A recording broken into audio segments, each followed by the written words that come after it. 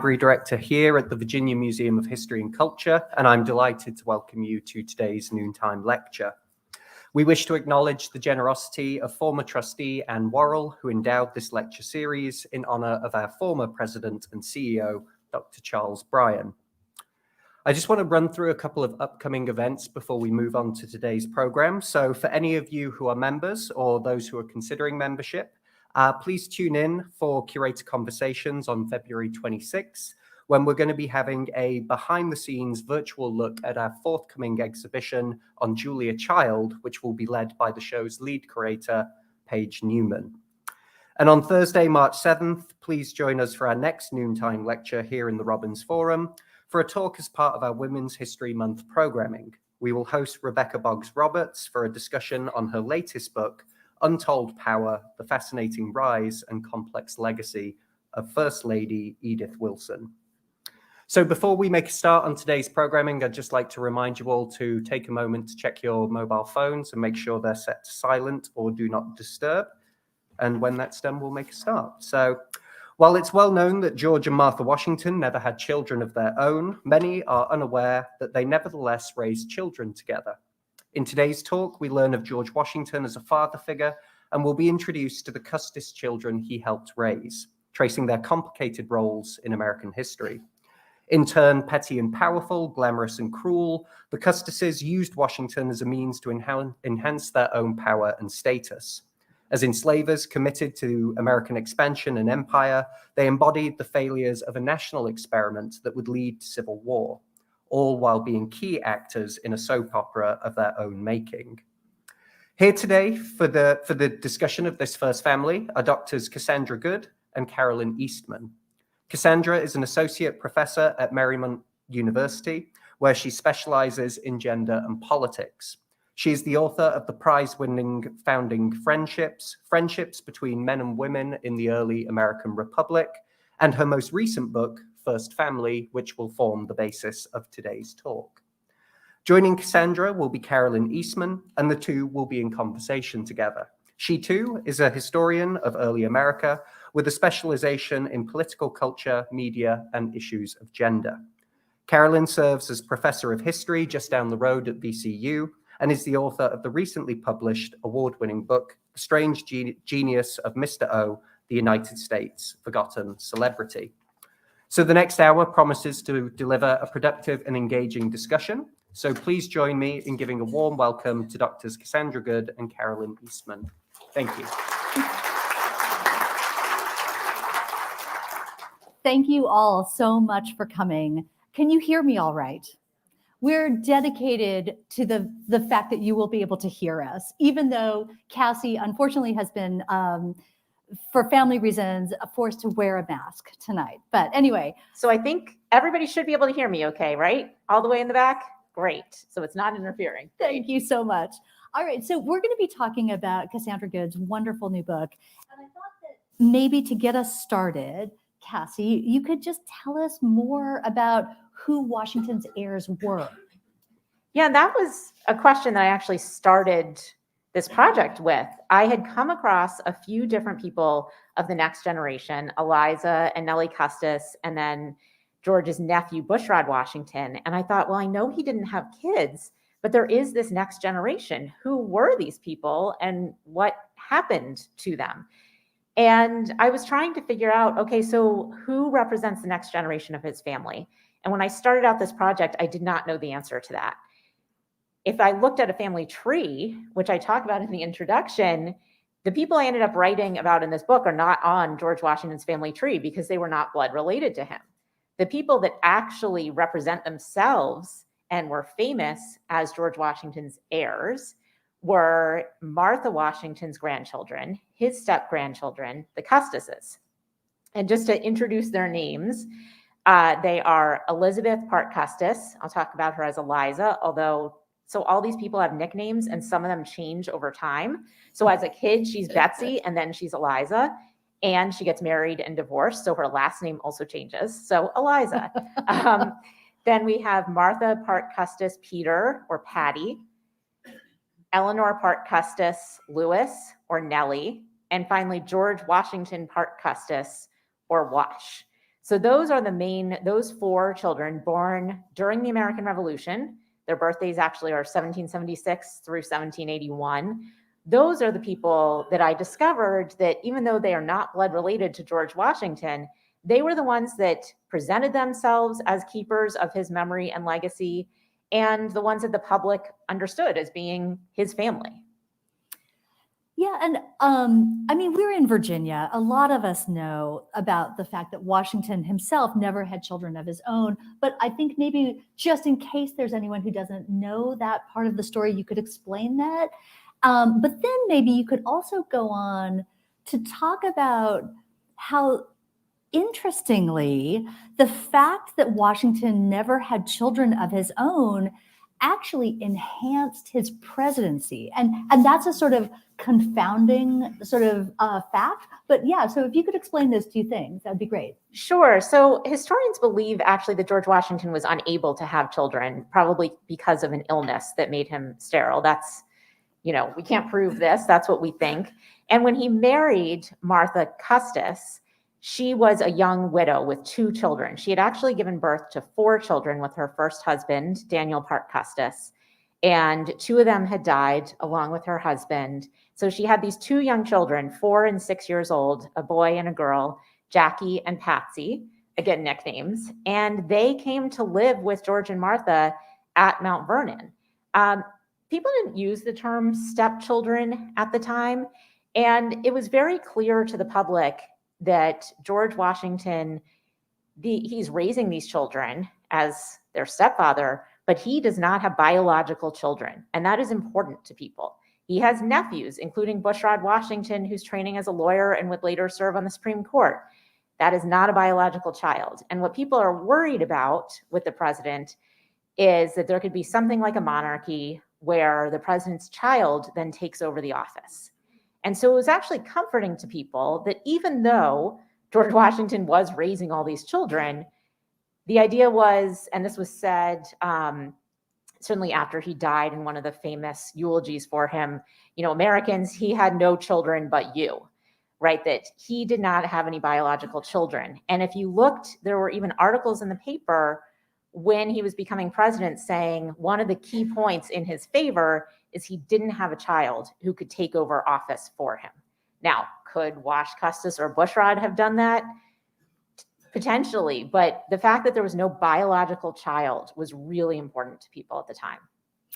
Well, and I think that it's actually sort of a going concern even today, right? I mean, I think people expressed anxiety about the Roosevelts, having 2 different Roosevelts as president, certainly 2 different Bushes, the potential of 2 different Clintons. So I think that there is a concern about dynasties in an American republic that is a democracy, right? Oh, absolutely. And if you look at the data, actually, going back to early America, a large number of people in public office have relatives in public office. And in the 19th century, there were definitely, and Jefferson and Adams actually have a conversation about these different dynasties.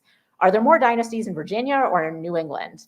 And they're sort of fighting this out because there are all these families that have a lot of people that serve, not necessarily as president, but in state legislatures, as judges. And it was the case, even in a democracy, that those family ties mattered. Yeah. Okay, so your book is really a multi-generational story about a family. And it contrasts, I think, sharply with a lot of people's understandings about nuclear families in the founding era. There are a lot of reasons to see this particular family as unusual, but can you tell us more about why this multi-generational family was actually quite common in that era? Yeah, and a lot of people ask, if you see the portrait on the cover of the book that shows George and Martha with the 2 younger step-grandchildren, and those are the only 2 step-grandchildren, Nelly and Wash, that actually lived with the Washingtons. Their older 2 siblings stayed with their mother. So this, people often say to me, that's weird. Why would you split up siblings like this? But that was fairly common at the time. If you had one parent who passed away, which happened here, Jackie died when his youngest child was just 6 months old. leaving a very young widow. I think she was about 25 at the time with 4 children. Now, that was seen as too much of a burden, although I should point out she had dozens of enslaved people helping. So it is not as if she's doing this single-handedly. But Martha also had lost her only 2 surviving children at this point. She loved children. She wanted children in her house. And so their mother agreed, partially because they lived really close by. Where National Airport is now in DC, just outside DC, is where Jackie Custis's estate had been. And so that's where their mother was living with the older 2 siblings at first. And if you go to the airport, there's actually signs where the ruins of the structure for that house are. The house isn't still standing, but they have a recreation of what it looked like. And a lot of people just don't even realize that's there. You sort of have to seek it out. But at any rate, this kind of mixing of families, having different generations, having an aunt or uncle or grandparents raise children was fairly normal at this point. The one interesting thing here is that usually Nelly and Wash are referred to as George Washington's adopted children or grandchildren. Adoption didn't actually exist at this point as a legal term. So Wash he's commonly referred to as Washington's adopted son, but the children were never actually officially adopted. And so that was the case in a lot of these sort of mixed families. And it partially just had to do with, again, that sort of obsession with blood relationships and who was going to inherit things. So George Washington, I know that from reading some of his writings, he can often appear very formal. I mean, almost cold as a figure, very impersonal, a man who could be difficult to know well. And yet, what you describe in this book is this beautifully warm figure with his grandchildren. Can you tell us more about that side of him? Yeah, and I should mention happy birthday, George Washington. Yes. It is his birthday today. Good timing for the talk. So I do think, and even in my first book, I wrote a little bit about how if you look at George Washington's letters with female friends, you saw some of the softer side of him coming out as well. He could even be playful or a little flirtatious sometimes in these letters. But you see a really affectionate grandfather with the children. And then as they get older, you see that he's offering courtship advice to his granddaughters. And those letters, there are not that many letters that survive from George Washington to the granddaughters, but the couple of letters giving them advice on whom they should marry. He gave very different advice to Eliza and Nelly, knowing that they were very different people. And so those letters are really fascinating. He basically says to Nelly, who has said she is determined to remain a spinster, he says, you never know when you're going to fall in love with somebody and you can't control that. That just could happen. And then you look at his correspondence with Wash, and it's sort of like deja vu with his correspondence he had with Jackie, because both of them were terrible students and George was insisting that they go to college, but that never worked out very well. And so you have these constant, admonishing, and then Jackie and then Wash saying, I'm sorry, I'm going to try harder. And with Wash, really, you can see he is trying everything possible to please George Washington, and he just can't. George Washington is just so fed up with him in the way that, a father would get annoyed with a son. And so you do, I think, see this other side of him in these relationships. And that's part of why I think that especially Nelly and Wash were able to claim themselves as the next generation of the family. They knew Washington in an intimate way that nobody else alive in the 19th century actually did. Yeah. So one of the things that really took me by surprise in reading this book was the fact that so many Americans knew who these people were. I mean, it's almost as if they were celebrities of a kind through their relationship to George Washington. And in fact, this portrait, which I'm sorry, we should have had a larger image, but it's this beautiful family portrait of George and Martha with Nelly and Wash. Many Americans had prints of it on their walls in their homes. it's something that you just don't see for that period very often. And so I guess I want to ask you, I mean, we know why Americans revered Washington himself, but why did they find this family so compelling that they put the picture on their wall? Yeah, and it's an interesting question because there is this thing about George Washington being father of the country and not having any children, but then there's also this attraction to him as a father and as a family man. And, it's also Martha is also famous, and images of her are pretty pervasive at this point. And so the fact that they're both in this, and then with this next generation, that made Nelly and Wash especially famous, that people had this image in their home, that they had a memory of the president as a father figure, and then knew who these kids were. And they also, to a pretty good extent, knew who their two older sisters were as well, because Eliza and Patty did spend time in Philadelphia at the president's house. Eliza even was painted by Gilbert Stuart while she was there. And it is this amazing portrait because she's standing there with crossed arms, and sort of looking out at you defiantly. That portrait is at Mount Vernon on display right now. And this portrait, I should say, that all these prints are made of, the original is at the National Gallery of Art, and it's quite a large painting. But it was created with the intention that it would be made into prints. And in fact, the prints were adapted over time, and you see changes to sort of go along with changing values in America. And even so, there is an enslaved man standing in the background. At a certain point in the prints, he gets removed from the image, especially in prints that are sold in the South. And so there's sort of an evolution of who people want Washington to be as a family man. And I think in some ways, the grandchildren also sort of play into what they think people want to hear about him and telling those stories.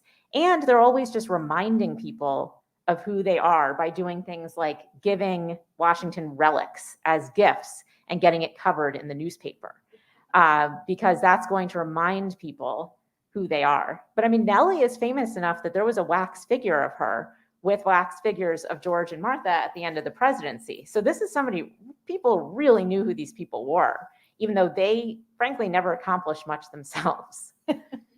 Well, okay, so with your saying that they were famous for, even though they had never accomplished anything themselves, are we talking about celebrities akin to the Kardashians here? Well, yes. So this is, I often say these are people who are famous for being famous, like the Kardashians. And I think that was even the first person who I think mentioned that to me was the director at Mount Vernon, that it sounded like that. And they are, I think, also like the Kardashians, people who want to live very publicly. It is not like somebody is shining a spotlight on them and they feel sort of funny about it. No, they are putting themselves out there all the time. They want the attention. Yeah. So what did being that kind of celebrity mean for them? I mean, how did it affect their lives?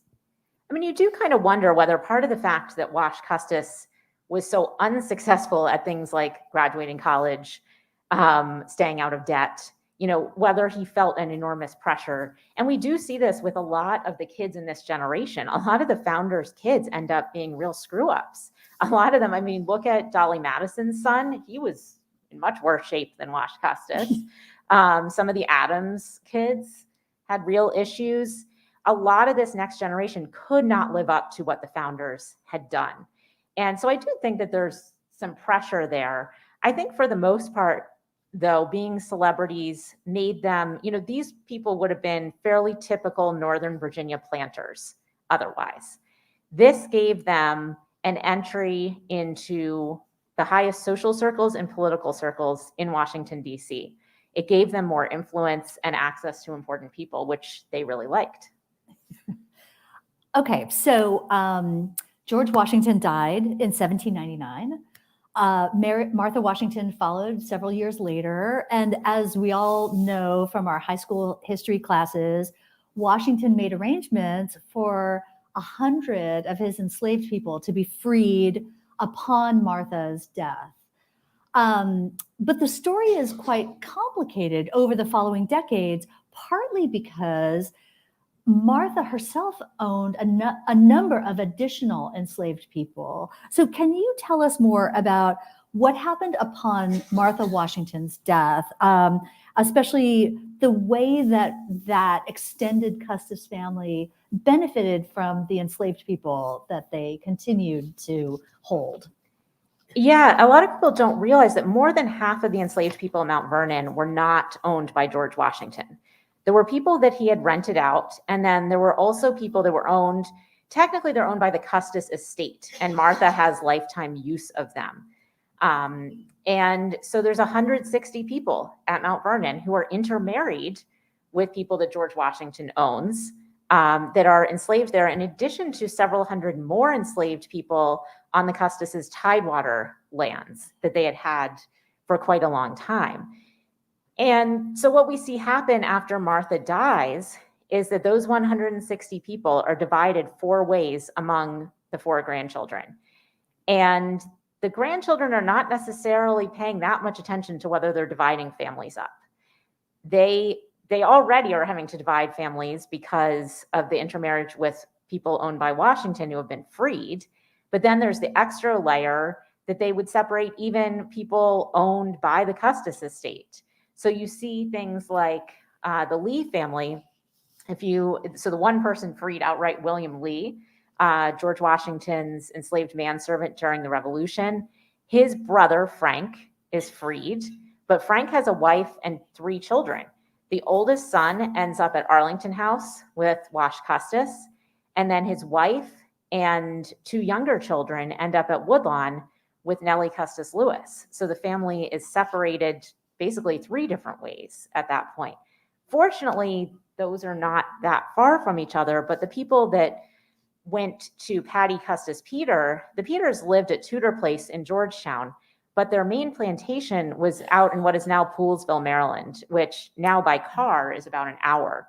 So those people are separated much farther. So you do see these families getting torn apart in order for the Custises to get this inheritance that is going to build their wealth. So we see yet again one of these perverse stories where the white Washington and Custis family is quite tight, but they're splitting up Black families. Yes. So as wealthy enslavers, the Custis descendants were hardly engaging in unusual practices when they broke apart those families. I mean, that was just tragically commonplace. But can you talk a little bit about the other very familiar aspect of enslavers' power over Black people, the fact that they very often sexually abused Black women? Yeah, and this is really clearest in the case of Wash Custis. And if you visit Arlington House today, you will see a family tree that has one definite branch that we know pretty concretely is descended from George Washington Parke Custis and an enslaved woman, this Maria Syphax. And she still has descendants who are around and active in descendant groups, including at Arlington House and at Mount Vernon. We also believe, although there may be another generation in between here, that Carolyn Branham, who was an enslaved house servant that would have helped taken care of Nelly and Wash when they were children, that he had children by her as well.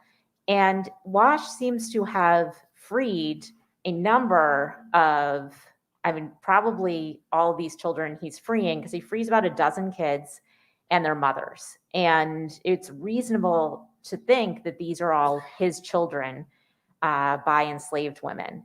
And we had people at the time also commenting about this. Soon after his death, somebody mentioned that he had about a dozen children by enslaved women. Somebody else said a much higher number, but that may have been including grandchildren also. And then it's also notable that the Custises themselves probably had a Black half sibling. Jackie Custis, their father, appears to have had a child by an enslaved woman who I think was on one of their estates in the Tidewater.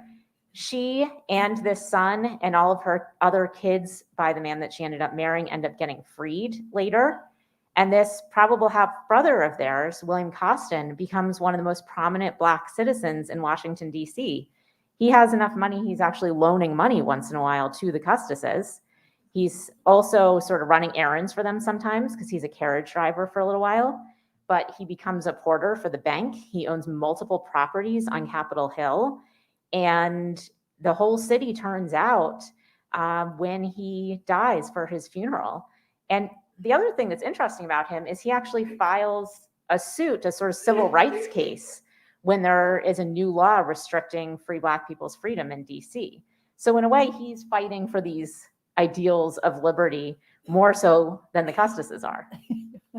I have to say that the story of William Costin is just one of the just many delightful aspects of the book here. But I'm going to move on. So George Washington was in part beloved by Americans because of two things: his military career and his dedication to public service. I mean, those are really two of the key things that he's always remembered for. And so I'm wondering whether the Custis grandchildren followed in his footsteps in that regard. So to a certain extent, they don't have a chance to, right? Because three of them are women. They cannot run for office. They cannot vote. They do have other ways of having political influence and power. And I think Nelly and Eliza especially do. Patty stays back. She is a very pro-British Federalist. And so once the Federalists are gone, she's like, I'm not really interested in this anymore. But Eliza and Nelly, I would say, are more politically involved than their brother, who, Wash Custis, actually, he ran for a state office once when he was quite young, didn't win. And then once the city of the District of Columbia is formed, Arlington was part of the city. And the District of Columbia couldn't vote for president at that point. So in fact, Wash Custis can't even vote for president for most of his life. After retrocession, when Arlington returns to Virginia, he can vote for the first time in the big election in 1848, and it makes the news that it's his first time voting, and he's out campaigning for Zachary Taylor. So they can't really do this in an official capacity. He sees himself as serving the public by trying to advance agricultural innovations, especially through sheep. I spent a lot of time reading about sheep. He had these sheep shearing festivals at Arlington House, but that's like, 1800 to about 1810. After that, he is more doing sort of pet projects like writing historical plays and making giant paintings of George Washington in various battle scenes. So I wouldn't quite call those public service. I have to say the plays were popular, but the paintings are really not very good. And people at the time made fun of the paintings. So you can see one on display at Arlington House, though.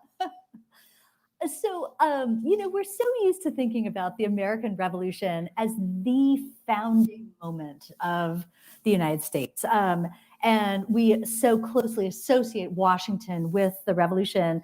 But one of the things I think a lot of us might be surprised by is the fact that the Custises did not build their own fame on any particular kind of memory of the Revolution. And that in fact, for a couple of decades in the early 19th century, Americans had kind of not forgotten the Revolution, but it just wasn't an important part of popular memory. But that changed. It changed in the 1820s. Can you tell us how the Custises were involved, especially when the Marquis de Lafayette came back to the United States for a tour? Yeah, and we're now at the 200th anniversary of that tour from 1824 to 25. So Lafayette had met all of the children when he was in the United States for the Revolution. Obviously, they were quite small. He also, in the 1780s, saw them as they were a little bit bigger, but they kept in touch. The two families kept in touch. And so when he came back, Nelly actually went up to New York to greet him as soon as he got to America. And all of the siblings seemed to take this as an opportunity to get themselves back into the news. They had sort of fallen out of the news a little bit. They weren't as politically connected with the Monroe or Adams administrations. And so they were hosting Lafayette, and those dinners would be reported on. Wash Custis was bringing George Washington's camp tent from the Revolution to all sorts of different Lafayette events, and that would get reported on. There's like breathless coverage of where the tent is. They take the tent also down to Yorktown. They have it at the Capitol. And if you're interested in this tent, there's a new exhibit on it at the Museum of the American Revolution in Philadelphia, in addition to the sort of show that you see at the beginning about the tent. So lots of information. This tent was legendary at the time. And it was, Lafayette's visit is, again, another chance for them to remind the public of their link to George Washington and now especially to the Revolution. And that's actually when Wash Custis starts writing some reminiscences of George Washington and publishing them in the newspaper. And that becomes another way for him to sort of keep himself in the public eye. Yeah. I would urge all of you to go to the American Revolution Museum in Philadelphia, because the spectacle surrounding the tent is quite remarkable. And what they don't tell you is that there's this long history of making the tent a spectacle. It's wonderful. Okay, so we've been talking about how famous the Custis grandchildren were during their lifetimes, and the fact that so many Americans knew them, followed their lives, had portraits of them on the wall. But that changed. Can you tell us, why do we no longer remember those grandchildren the way that Americans did in the antebellum and early Republic periods? Yeah, I mean, some of you in the audience as Virginians may have heard of the Custises, but most people around the country don't know who the Custises are. And I really pin this to a person that got tied into their family, which is Robert E. Lee. Wash Custis's only surviving white daughter, Mary, married Robert E. Lee, who was actually technically a cousin of the family.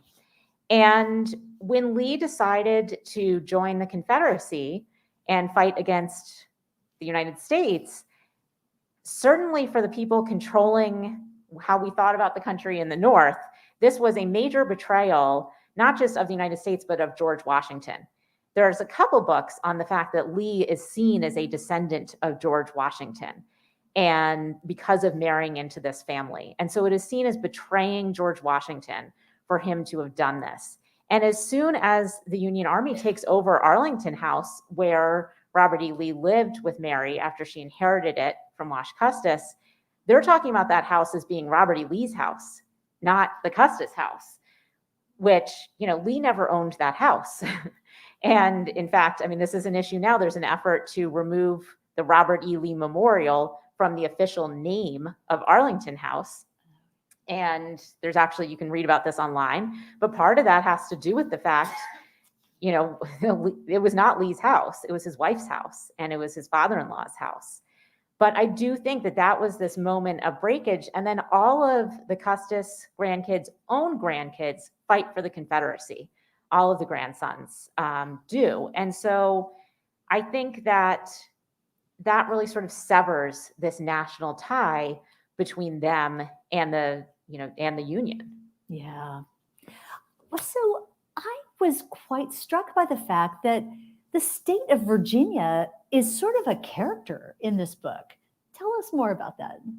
Yeah, I mean, I've been talking about Arlington House, right? Woodlawn Plantation, which is near Mount Vernon, had been part of one of the Mount Vernon 5 farms, which you can go visit today.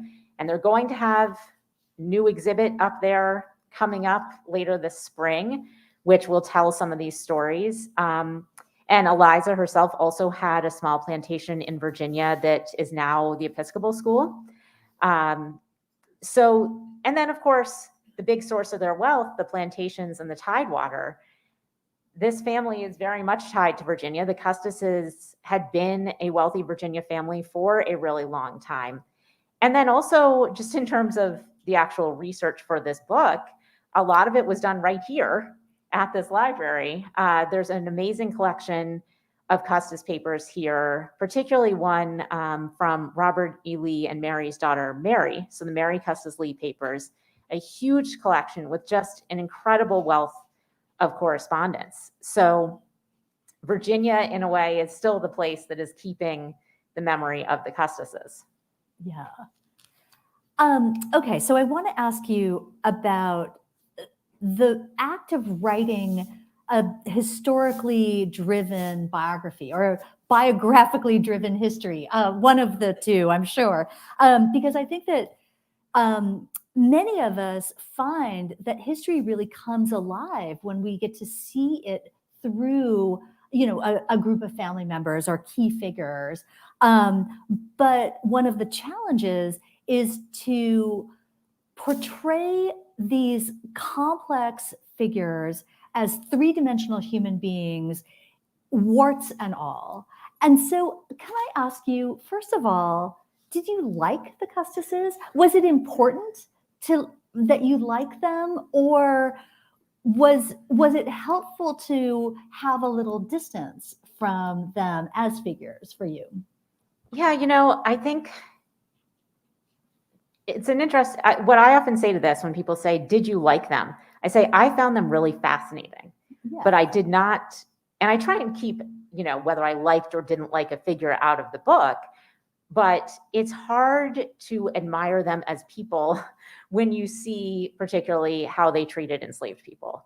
That makes it pretty hard. When Nellie Custis says something like after the Nat Turner Rebellion, that if Northern abolitionists don't stop interfering with enslaved people in the South, that Southerners will just have to exterminate them. When she says something like that, it's kind of hard to still like her or, think highly of her, but I still find her a fascinating person. And so I tried to come at it from that angle, and from the angle, Wash Custis, we know he sexually exploited enslaved women. He also, you can see, is really tender and loving with his children and grandchildren. So with the white grandchildren, I should say, and children. So I didn't want to leave out the good things about people or the bad things, and tried to keep out how I felt as much as I could. Yeah. I think that one of the things you do so well here is that you're able to portray these complex figures within the world that they inhabited. I mean, I think that one of the things that we need to understand when we look at the past is that everyone has constraints placed on them by expectations, by family, by class, and so on, gender. And I think you do so beautifully capture the ways that they were existing within a realm of possibility. And so, yeah, it's a delicate balancing act. But I think as a result, we learn so much more about these decades of American history. It's really very well done.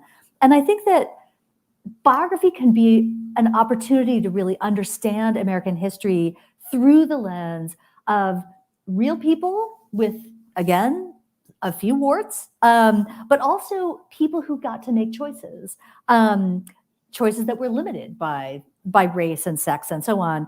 Did you enjoy writing biography? I mean, would you want to do it again?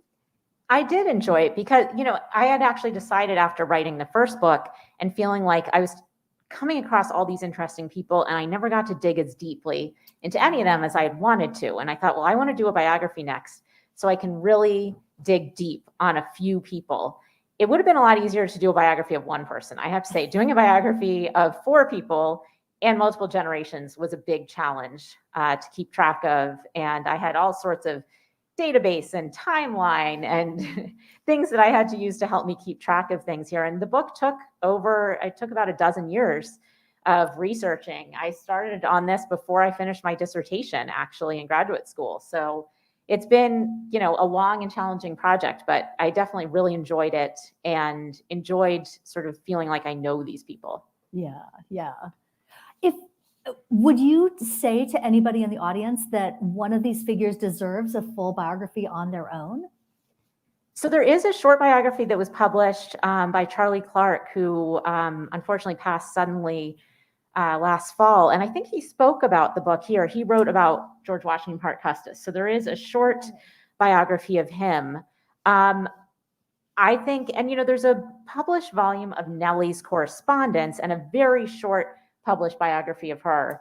If I was going to dig in and just do one of these people, though, it would probably be Eliza, because I think she is such a, I don't even want to say unusual, because I think there were a lot of women at this time who broke boundaries, but that makes me, attracted to her and find her very interesting, because she sort of refused to stay in the lines of what women were supposed to do, especially when it came to politics. Eliza's the one with the portrait with her Yes. arms crossed. Yes. If you have a moment after this talk, I would urge you to come out and just flip through the book to see that portrait, because it's almost got a kind of Rosie the Riveter sort of, she's cocked her chin up a bit. It's a wonderful portrait. Okay, so I want to leave enough time for people to ask questions, but I do want to ask you, maybe as our final question, what are you working on now? And so tell us a little bit more about where you're going to go next, but also, will you be coming back to the VMHC to do any of your research? So it's interesting that, I wrapped up that last question talking about Eliza and politics, because my next project is going to be looking at women's political participation in early America, from the Revolution, at least through the Civil War, possibly to Reconstruction. I'm still sort of at the early stages of this project. And actually, there's been a lot published about this topic, but it's lots of different little books. And so part of what I'm hoping to do is sort of synthesize for a general audience what all the different findings have been of the ways that women participated in politics, whether that was through lobbying for their particular cause that they were part of an association on, whether it was through petitioning, whether it was through, quiet, influential conversations with members of Congress. There's a lot of different ways. And then actually right now what I'm doing is I'm at the Smithsonian Institution for the semester looking at visual and material representations of women's political participation. And my favorite piece I've come across so far is this hair comb that is about this big. It's big. And it was made for Andrew Jackson's niece, who was basically playing First Lady at the time. And it has a little portrait image of Jackson at the center. And then it has Washington and Lafayette on either side. And it was made specially for Jackson, given to him as a gift. I just tracked down the newspaper articles about this special gift. And then it was given by the niece along with one of her dresses to the Smithsonian many years ago. And it is on display in the exhibit on democracy at the American History Museum now. But if you look up Jackson commemorative hair comb, you will see it. And it is much bigger than it looks on the website. I was shocked when I saw it in person. But that is just showing that, women aren't just talking about politics. They're actively engaged. They have partisan opinions. And they are expressing those, not just through words, but through what they're wearing. So I'm not even sure which archives it's going to take me to at this point. I'm sure I will have Virginia women in there, but just at the start of that project now. Well, I hope very much that you'll come back to Richmond and do a little research here. But right now, I think I'd like to open it up for questions from the audience. But perhaps while our people are moving through with microphones, and we very much want you to speak into a microphone, because as we all know, it's really hard to hear people without it. I thought maybe we would just give Cassie a little applause for this presentation. Thank you.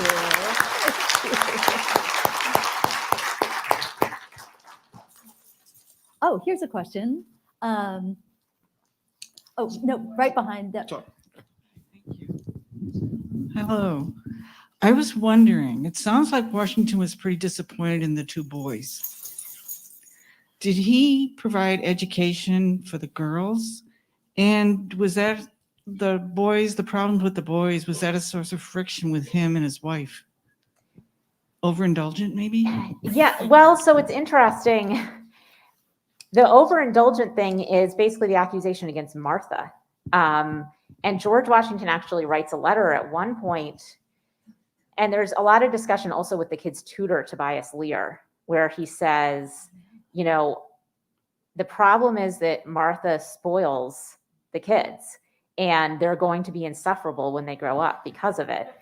And George knows this is a problem, but he doesn't want to interfere and hurt Martha.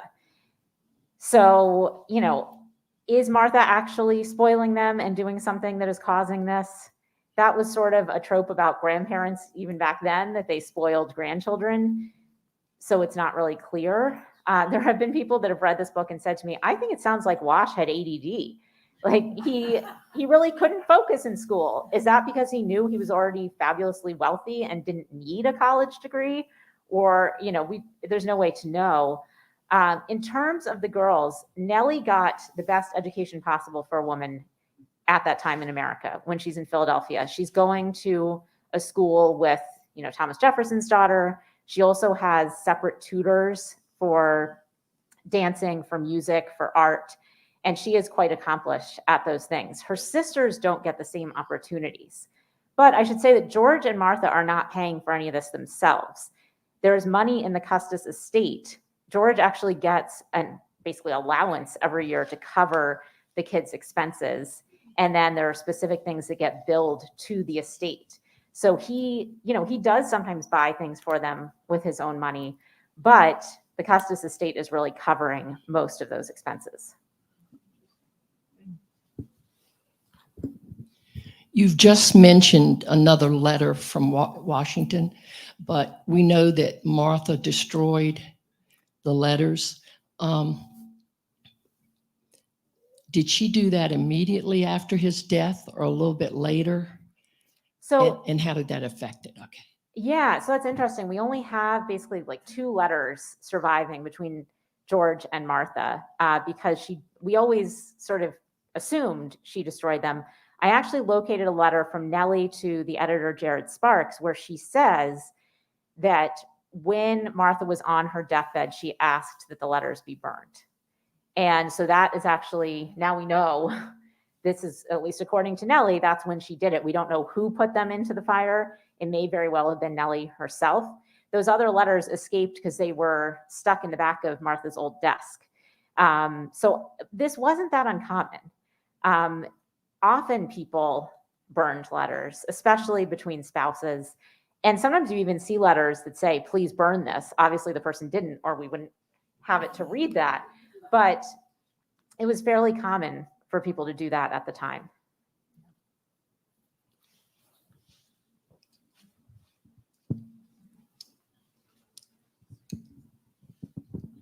Thank you for a great talk. I really enjoyed it. I have just started a book by Scott Casper. I'm sure you know the book. Yeah.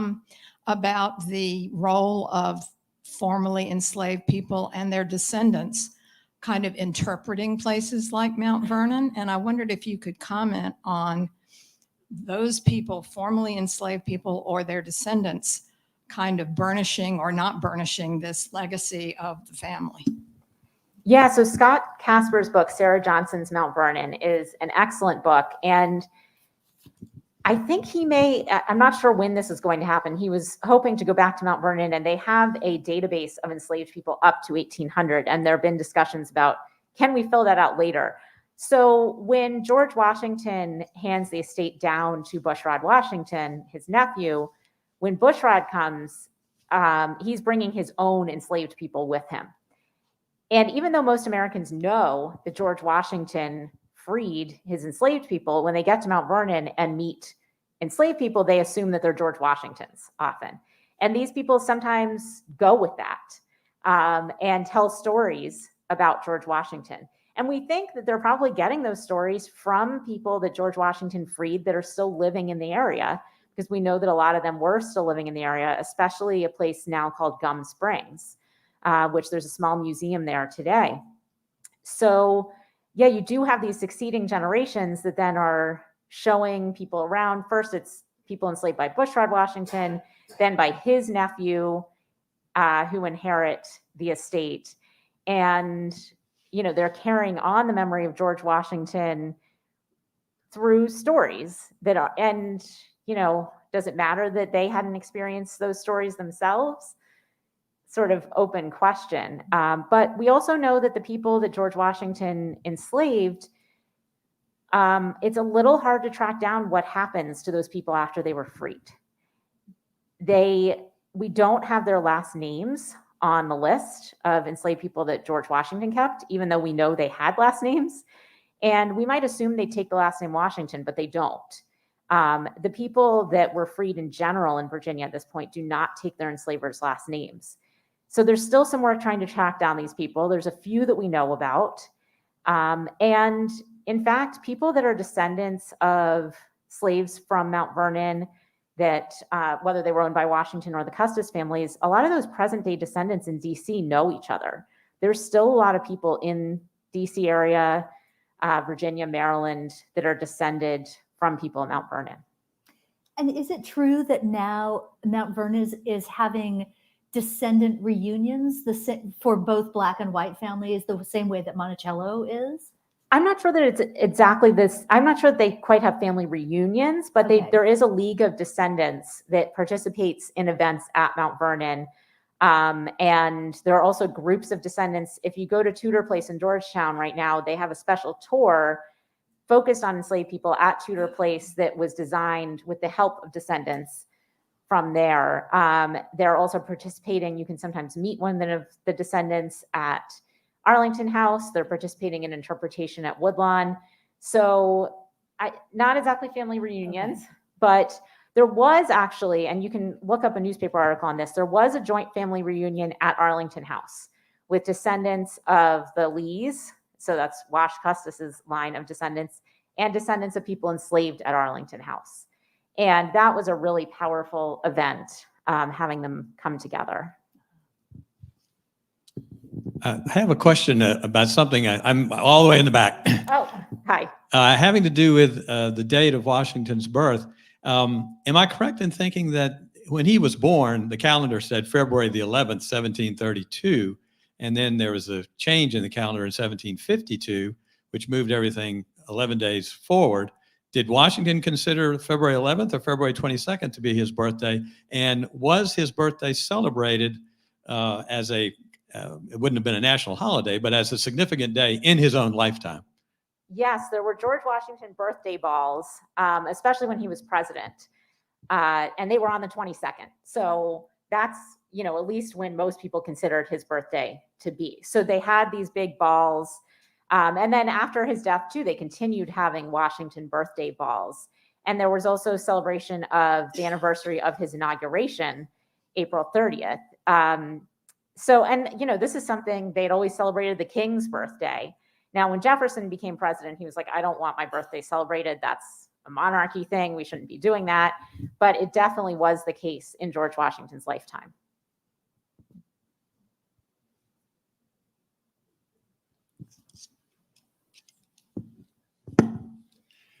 Thanks for this great talk. How did Washington's heirs feel about their continued enslavement of large numbers of people in light of Washington's own decision to manumit his slaves?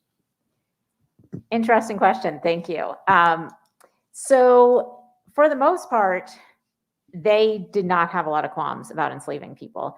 And in fact, what you see is that it seems that they're trying to twist the story to say that George Washington, there's Nelly's son-in-law writes at one point that George Washington felt pressured into freeing his enslaved people, and he didn't really want to. And that everything turned out terribly for the people who were freed, but the people who stayed enslaved did much better. Which, and he actually says something like the people that were freed have vanished from the face of the earth, which is just factually untrue. And it seems like he probably knew that wasn't true. But they sort of evolved into this pro-slavery stance by the 1830s and 40s, even though, Wash Custis and his wife, Molly, support the American Colonization Society, which advocates sending freed Black people to Liberia. Molly actually gets involved in that before her husband, Wash. But this is not necessarily about having a problem with slavery.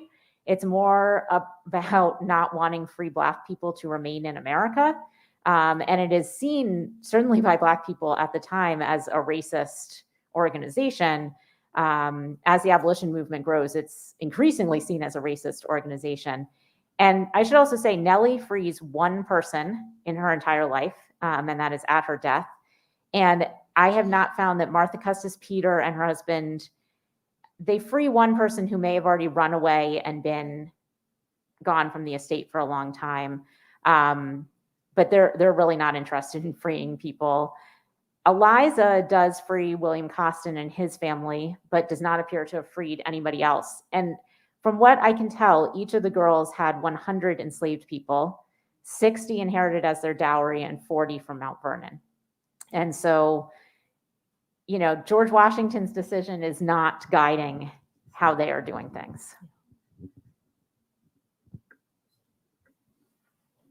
If there are no other questions, then I think we'll wrap it up there. But Carolyn and Cassandra are both going to be available in Commonwealth Hall immediately after this talk, and Cassandra will be available to answer any more questions you might have and also to sign copies of her book. So please join me in thanking both Cassandra and Carolyn for a wonderful discussion.